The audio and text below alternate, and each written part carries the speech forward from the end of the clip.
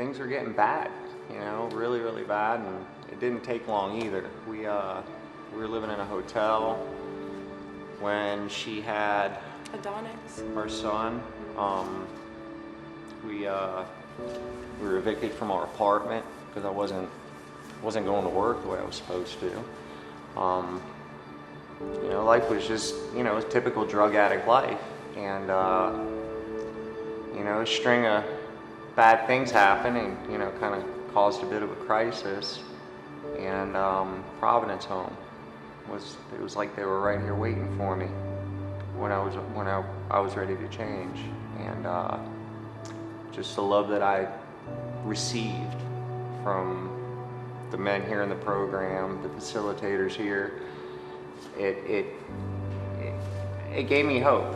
It made me feel like there was something good at the other end of all of this. At that point when I got here, my wife had already left me. She'd had enough. The kids were. We got our own place to live, basically. Yeah, they went and found, and they were getting ready to start their lives without me. And I just thank God for this place and, just being here for me and being so welcoming. And,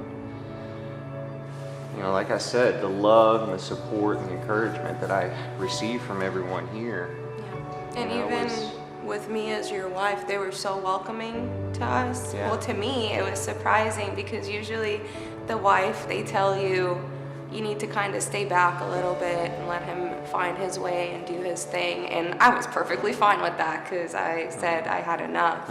But I told him, we had an agreement, and I said, you do this program and we can work on visitation. And Rob was pretty awesome. He invited me here to dinner so we could have meals together. He said, bring the kids can play. And they actually really loved it here too. And everybody was really sweet to the kids. I mean, cupcakes every time.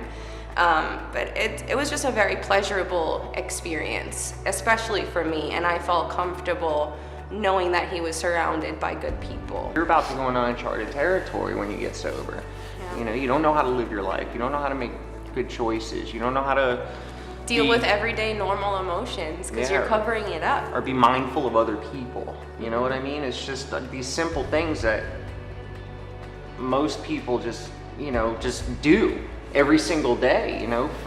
For me, and I think for most addicts, it's a learning process to be able to. You have to learn how to live.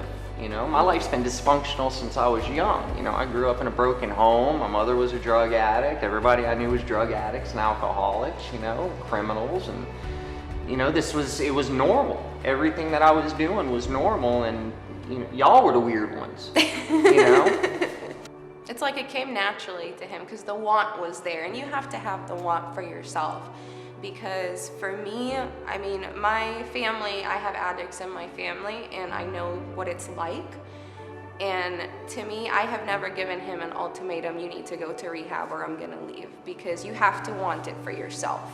And if you don't want it for yourself, it's not gonna work. And he definitely had a strong desire.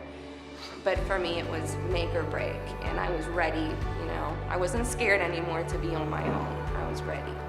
And everything just worked out so much better than I thought it could. And God put all the circumstances in place for this to work out exactly the way it did. There was no way that I could have facilitated or plotted this or tried to manipulate it as I once would have, for a favorable outcome. We're getting ready to move into a bigger place. I got money in the bank. I'm very, very hopeful about where my life is headed, and I'm excited about the father that I'm going to be able to be for my children. And Providence Home truly saved our marriage. It saved my life, and it saved my family.